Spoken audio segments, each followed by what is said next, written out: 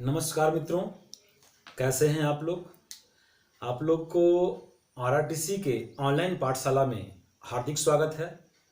और आज हम आपसे एक नए सब्जेक्ट के ऊपर बात करने वाले हैं और वो नया सब्जेक्ट जो है वो है रीजनिंग। तो आज हम रीजनिंग के ऊपर आपसे बात करने वाले हैं। देखिए क्या है रीजनिंग। रीजनिंग जो पेपर है इसको 3 खंड में बांटकर पढ़ते हैं। रीजनिंग को 3 खंड में बांटकर पढ़ते हैं। पहला पार्ट जो रीजनिंग का है वो है वर्बल रीजनिंग। पहला पार्ट है वर्बल रीजनिंग। रीजनिंग का दूसरा पार्ट जो है वो है non verbal reasoning. Non verbal reasoning. और रीजनिंग का जो तीसरा पार्ट है वो बहुत ही महत्वपूर्ण पार्ट है। वो तीसरा पार्ट है एनालिटिकल रीजनिंग। Analytical reasoning. तो वर्बल रीजनिंग और नॉन वर्बल रीजनिंग और तीसरा है एनालिटिकल रीजनिंग। देखिए रीजनिंग जो पेपर है इस पेपर से हमें शुरू से ही जो है इसके ऊपर इंटरेस्ट रहा और ये मेरा बहुत ही फेवरेट पेपर रहा। शुरुआत के दिनों में जब हमने कंपटीशन के विद्यार्थियों को पढ़ाना शुरू किया वही लगभग 2004 या 5 में, तो उस समय रीजनिंग ही पढ़ाना स्टार्ट किया था। उसके बाद कुछ दिनों के बाद यानी कि बाद के दिनों में जब जीएस पेपर से मेरा लगाव हुआ तो जीएस पढ़ना भी शुरू किया और फिर बाद के दिनों में मैथ्स को भी देखा। अलग अलग कोचिंग में पढ़ाना पड़ा जिसके कारण हर विषयों पर जो है मेरी पकड़ बनी और हर विषय को जानने का मौका भी मिला। बहरहाल हम बात कर रहे हैं रीजनिंग के ऊपर और रीजनिंग के बारे में बताया कि रीजनिंग जो है उसको 3 पार्ट में बांट कर पढ़ेंगे। Verbal reasoning, non verbal reasoning और एनालिटिकल रीजनिंग। देखिए रीजनिंग स्टार्ट करने से पहले एक बात हम कहना चाह रहे हैं आप लोग से कि अगर आप वीडियो देखते हैं तो वीडियो को लाइक करें, शेयर करें और सब्सक्राइब को बढ़ाएं ताकि अधिक से अधिक विद्यार्थियों को ये वीडियो देखने को मिले और वे इस वीडियो से लाभ उठा सके।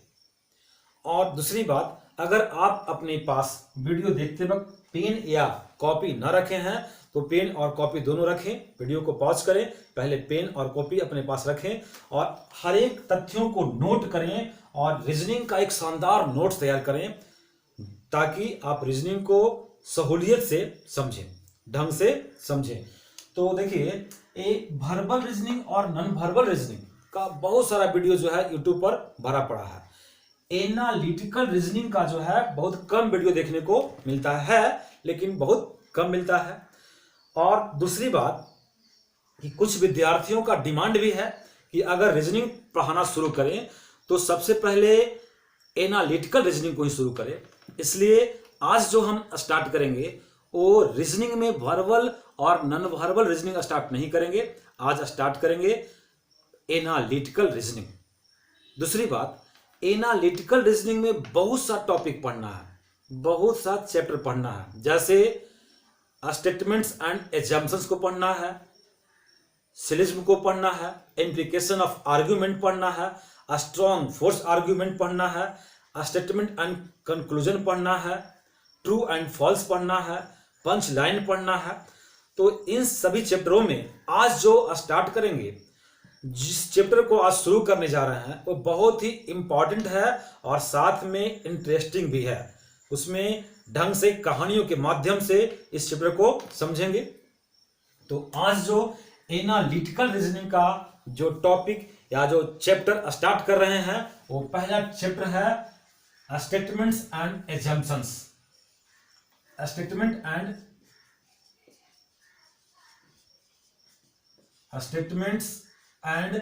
एजम्पशंस।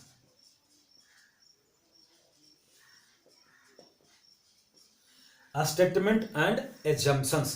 देखिए स्टेटमेंट एंड एजम्पशंस यानी कि कथन और पूर्व धारणाएं। कथन और पूर्व धारणाएं।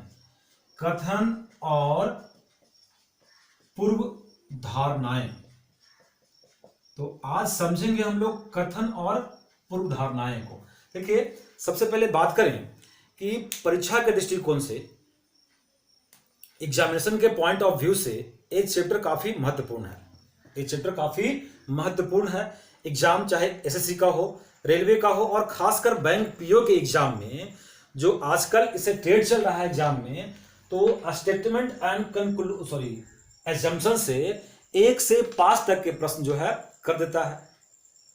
तो इस चैप्टर को समझने से पहले समझेंगे इसमें कि पूर्व धारणा क्या है, कथन और पूर्व धारणा। तो पूर्व धारणा की बात करें कि पूर्व धारणा क्या है, तो पूर्व धारणा एक ऐसी धारणा है, पूर्व धारणा एक ऐसी धारणा है जो कथन से पूर्व विचारणीय होती है। जो कथन से पूर्व, स्टेटमेंट देने से पहले उस पर विचार करना होता है। अर्थात यह भी कह सकते हैं, यानी कि पूर्व धारणा के लिए हम यह भी कह सकते हैं कि अगर किसी स्टेटमेंट का निर्माण हुआ है तो स्टेटमेंट का निर्माण पूर्व धारणाओं पर विचार करने के बाद ही किया जाता है। स्टेटमेंट का निर्माण पूर्व धारणाओं पर विचार करने के बाद ही किया जाता है। अब हर एक पॉइंट को नोट कीजिएगा, ठीक है, क्योंकि इस चैप्टर का थ्योरी काफी महत्वपूर्ण है। अगर आपको थ्योरी समझ में आ गया तो ये चैप्टर आप समझ गए। तो देखिए यहां पर कि कथन का जो निर्माण होता है वो पूर्व धारणाओं पर विचार करने के बाद ही किया जाता है। पूर्व धारणा पर आधारित प्रश्नों को हल करते समय कथन से पहले की स्थिति पर, स्टेटमेंट से पहले की स्थिति पर विचार करना चाहिए। अब एक टॉपिक से जो क्वेश्चन करता है उसमें एग्जामिनर जो है एक परीक्षार्थी का जो है तार्किक शक्ति को चेक करता है, परीक्षार्थी की तार्किक शक्ति को चेक करता है। तो इसमें देखेंगे आज हम लोग स्टेटमेंट एंड कंक्लूजन को।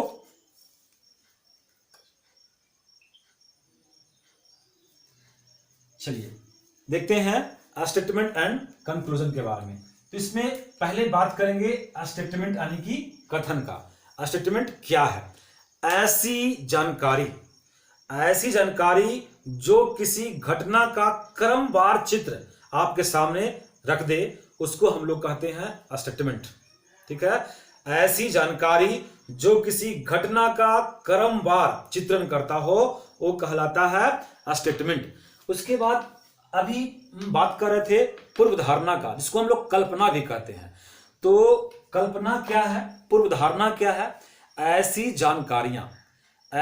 जानकारियां जो कथन को प्रस्तुत करने से पहले विचारशील हो, कथन को प्रस्तुत करने से पहले विचारशील हो, वो क्या कहलाती है? पूर्व धारणाएं कहलाती है। सामान्य वार्तालाप में अगर कोई व्यक्ति किसी विषय पर कुछ बोलता है, सामान्य वार्तालाप करते हैं हम लोग, तो सामान्य वार्तालाप में अगर कोई व्यक्ति कुछ बोलता है तो ऐसा नहीं है कि जिस विषय पर बोलता है वो सब कुछ बोल देता है।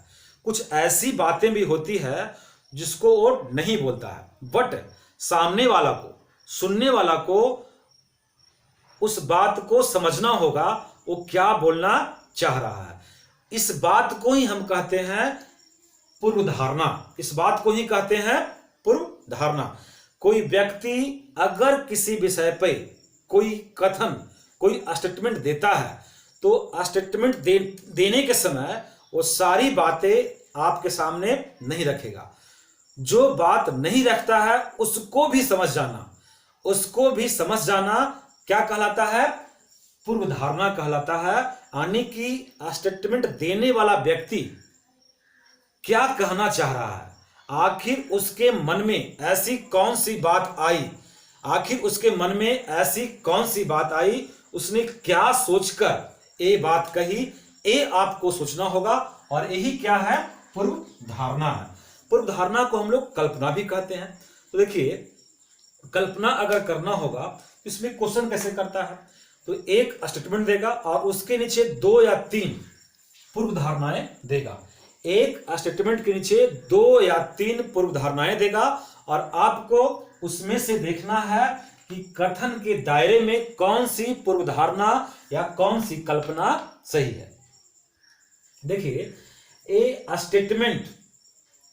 स्टेटमेंट के 2 एक या एक से अधिक या दो से अधिक पूर्व धारणाएं हो सकते हैं, परंतु सभी पूर्व धारणाएं स्टेटमेंट के दायरे में सही माने जाते हैं।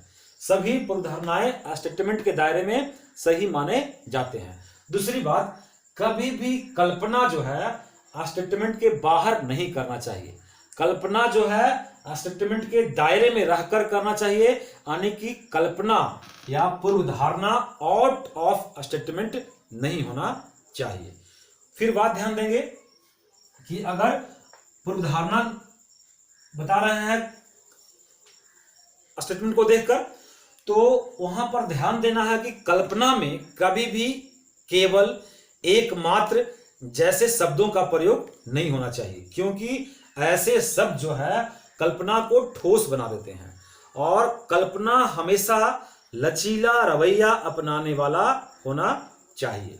तो अब सबसे पहले बात आता है कि अगर कोई स्टेटमेंट दिया, नीचे 2 या 3 पूर्व धारणाएं दिया, हम कैसे विचार करेंगे कि उस स्टेटमेंट के दायरे में पूर्व धारणा सही है, क्या इसका कोई थ्योरी है? तो है। तो देखिए, एक एक पॉइंट को नोट कीजिएगा आप लोग। तो पहला पॉइंट हम बता रहे हैं जिसे आपको नोट करना है कि कल्पना कैसे करेंगे, पूर्व धारणा कैसे करेंगे। देखिए, यदि लिखिएगा साथ में, पहला पॉइंट है यदि स्टेटमेंट कंडीशनल हो। यदि स्टेटमेंट कंडीशनल हो तो इसका अर्थ पॉजिटिव और नेगेटिव दोनों होता है। यदि स्टेटमेंट कंडीशनल हो तो इसका अर्थ पॉजिटिव और नेगेटिव दोनों होता है। एग्जाम्पल, एक स्टेटमेंट दिया, उसमें कहा यदि आपके पास प्रेमचंद की लिखी हुई पुस्तक है तो कृपया उसे हमें दे दीजिए। यह स्टेटमेंट है। इसके नीचे कई अवधारणाएं होंगे या पूर्व धारणाएं होंगे। तो इसमें देखिए, स्टेटमेंट देने वाला व्यक्ति की यह सोच है कि आपके पास प्रेमचंद की लिखी हुई पुस्तक हो भी सकती है और नहीं भी हो सकती है, बट अगर है तो उसे दे दीजिए। ठीक है, तो यहां पर अर्थ पॉजिटिव भी निकलेगा और निगेटिव भी निकलेगा। अगर आपके पास है तो ही देना है, नहीं है तो नहीं दीजिए। दूसरा पॉइंट समझिए, अगर स्टेटमेंट अनकंडीशनल हो, अगर स्टेटमेंट अनकंडीशनल हो तो इसका अर्थ हमेशा पॉजिटिव होता है। तो इसका अर्थ हमेशा पॉजिटिव होता है। एग्जाम्पल है, एग्जाम्पल में एक स्टेटमेंट दिया कि आप हमें 500 रुपया दे दीजिए। आप हमें 500 रुपया दे दीजिए। तो इसका अर्थ है पॉजिटिव। इसमें स्टेटमेंट देने वाले व्यक्ति की यह सोच है कि आपके पास 500 रुपया है और आप उसको 500 रुपया दे सकते हैं। तो यहां पर कल्पना जो होगा वो पॉजिटिव वे में होगा। कल्पना यानी कि पूर्व धारणाएं पॉजिटिव होगा। तीसरी बात, अगर स्टेटमेंट में सजेशन या वार्निंग दिया गया हो, अगर स्टेटमेंट में सजेशन या वार्निंग दिया गया हो तो इसका अर्थ हमेशा निगेटिव होता है। यदि स्टेटमेंट में सजेशन या वार्निंग दिया गया हो तो इसका अर्थ हमेशा निगेटिव होता है। जैसे देखिए, रेलगाड़ी के डब्बे पर लिखा एक चेतावनी है, यात्री अपने सामान का रक्षा स्वयं करें। यात्री अपने सामान का रक्षा स्वयं करें। तो इसका अर्थ हमेशा निगेटिव लेना है, यानी कि स्टेटमेंट देने वाले व्यक्ति की यह सोच है कि व्यक्ति अगर सामान का स्वयं रक्षा नहीं करेंगे तो इसके ऊपर मेरी जिम्मेवारी नहीं बनती है। अगर मान लिया कि कहीं पर लिखा हुआ है चेतावनी, जैसे लिखा रहता है कृपया धीरे चलें, या सावधानी हटी दुर्घटना घटी, या लिखा रहेगा कि चलती हुई ट्रेन से लटकना या कूदना खतरनाक है। इसका मतलब है कि इसमें स्टेटमेंट देने वाला व्यक्ति, यानी कि जो व्यक्ति सजेशन या जो व्यक्ति वार्निंग दे रहा है, उसके मन में यह सोच है कभी कोई व्यक्ति चलती हुई ट्रेन से लटका होगा या कूदा होगा तो वह खतरा उठाया होगा। तो इसका अर्थ हमेशा निगेटिव होता है। फिर देखिए, स्टेटमेंट में कभी कभी विज्ञापन का बात आता है, स्टेटमेंट में विज्ञापन दिया गया हो, तो विज्ञापन देने वाला जो व्यक्ति होता है, जो विज्ञापन देता है, तो विज्ञापन देने वाला व्यक्ति लोगों की मन की इच्छाओं को, उनकी कमियों को और उनकी भावनाओं को ध्यान में रखकर विज्ञापन तैयार करता है। उनकी भावनाओं को ध्यान में रखकर विज्ञापन तैयार करता है। विज्ञापन का अर्थ कभी भी क्वालिटी से नहीं लगाना चाहिए। जैसे मान लिया कि एक विज्ञापन है कि यदि आप बैंक पीओ परीक्षा में सफल होना चाहते हैं, यदि आप बैंक पीओ परीक्षा में सफल होना चाहते हैं तो एक्स कोचिंग संस्थान में दाखिला लें, हम आपके सफलता का 100% गारंटी देते हैं, यानी कि सफलता का 100% गारंटी देते हैं। तो देखिए, एक कोचिंग संचालक जो है विद्यार्थियों की मन की बात को समझा है, वो समझ चुका है कि विद्यार्थी क्या चाहते हैं। विद्यार्थी बैंक पीओ की परीक्षा में सफल होना चाहते हैं, इसके लिए किसी कोचिंग संस्थान में दाखिला भी लेना चाहते हैं, और इन सभी विचारों को ध्यान में रखकर कोचिंग संचालक ने विज्ञापन तैयार किया है। इसका मतलब एक कतई नहीं है कि आप उस कोचिंग संस्थान में दाखिला ले लेंगे तो आप निश्चित रूप से बैंक पीओ बन ही जाएंगे, क्योंकि विज्ञापन का अर्थ कभी भी क्वालिटी से नहीं लगाना है। ठीक है, देखिएगा इसका नेक्स्ट वीडियो में जब हम इसके कुछ एग्जाम्पल देकर इसको हम समझाएंगे तो और क्लियर होगा, लेकिन इस सभी तथ्यों को ध्यान में रखिएगा। फिर देखिए, अगर कोई व्यक्ति कहता है कि मैं ऐसा काम नहीं करता हूं, किसी व्यक्ति का स्टेटमेंट है कि मैं ऐसा काम नहीं करता हूं, तो इसका मतलब है कि वह व्यक्ति कहना चाह रहा है कि कोई अन्य व्यक्ति जो है ऐसा काम करता है। मैं ऐसा काम नहीं करता हूं, कहने का मतलब क्या है कि कोई और ऐसा व्यक्ति है जो ऐसा काम करता है। कैसा काम नहीं करता है? कोई गलत काम होगा, मान लिया कि कई दुकानदार है मिलावट का काम कर रहा है, तो कोई दुकानदार कहता है कि मैं ऐसा काम नहीं करता हूं। उसका कहने का मतलब है कि कोई और दुकानदार है जो ऐसा काम करता है। मान लिया कोई दुकानदार कहता है कि मेरा सामान ओरिजिनल है, मेरा सामान जो है ओरिजिनल है। इसका मतलब क्या है? वह दुकानदार कहना चाह रहा है कि मार्केट में डुप्लीकेट सामान भी बेचे जाते हैं, मार्केट में डुप्लीकेट सामान भी बेचे जाते हैं। वो दुकानदार यही कहना चाह रहा है। अब देखिएगा कि अगर कल्पना की बात करें तो कल्पना या पूर्वधारणा समय और स्थान के साथ बदलता भी है। कल्पना या अवधारणा स्थान और समय के साथ बदलता भी है। जैसे जब आप अपने दोस्तों के साथ किसी सिनेमा हॉल में बैठकर सिनेमा देख रहे होते हैं तो आपकी कल्पनाएं कुछ होती है। जब आप अपने घर में अपने परिवार के सभी सदस्यों के साथ बैठे होते हैं तो आपकी कल्पनाएं कुछ और हो जाती है। जब आप अपने 4 दोस्तों के साथ गलियों में घूमते होते हैं तो आपकी कल्पनाएं कुछ और हो जाती है। तो कल्पना जो है समय और स्थान के साथ बदलती है। इस बात पे भी आपको ध्यान रखना है। अगला बात देखिए, अगला पॉइंट माता पिता और गुरु। माता पिता और गुरु ये तीनों दंडाधिकारी होते हैं। तीनों दंडाधिकारी होते हैं। दंडाधिकारी का मतलब दंड देने का अधिकारी। हालांकि इसका अर्थ अलग हो गया है, उल्टा हो गया है कि दंड पाने का अधिकारी है। लेकिन यहां पर जो हम बात कर रहे हैं कि माता पिता और गुरु ये तीनों दंडाधिकारी होते हैं। ये तीनों अपने बच्चों के उज्जवल भविष्य के लिए हमेशा चिंतित रहते हैं और इसके लिए अपने बच्चों की उज्जवल भविष्य के लिए हमेशा उनको डांटते और पीटते रहते हैं। परंतु इन तीनों में से किसी की भी यह सोच नहीं होती है कि आज हमने अपने बच्चों को डांट दिया है या अपने बच्चों को पीट दिया है और ये आज के बाद गलती नहीं करेगा। हो सकता है कि कुछ दिन के लिए गलती ना करे। यही सोच उनकी होती है। माता पिता और गुरु की सोच यही होती है कि आज हमने अपने बच्चे को डांट दिया है, पीट दिया है, तो हो सकता है कि कुछ दिन के लिए गलती ना करे।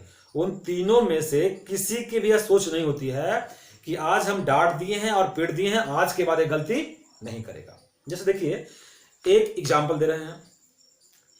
एक स्टेटमेंट है, एक महिला अपने बच्चे से बोलती है, ज्यादा बकबक मत करो नहीं तो एक झाप घिंच कर दूंगी। स्टेटमेंट क्या है? ज्यादा बकबक मत करो नहीं तो एक झाप घिंच कर दूंगी। पूर्व धारणा है, इसके बाद बच्चा कभी गलती नहीं करेगा। दूसरा है, हो सकता है बच्चा कुछ समय के लिए गलती ना करे। आप बताइए कौन सा पूर्व धारणा सही है? चूंकि यहां पर बताया गया कि माता पिता और गुरु तीनों दंडाधिकारी होते हैं, अपने बच्चों को डांटते पीटते हैं इसलिए कि उनकी सोच होती है कि कुछ देर के लिए गलती ना करे। तो यहां पर जो पूर्व धारणा दो है कि आज के बाद बच्चा गलती नहीं करेगा, एक गलत कल्पना है, एक पूर्व धारणा गलत है। दूसरा जो है कि हो सकता है कि कुछ देर के लिए बच्चा गलती ना करे, तो ये अवधारणा यहां पर सही है। उसके बाद देखिए, यदि एक एग्जांपल और देते हैं। एक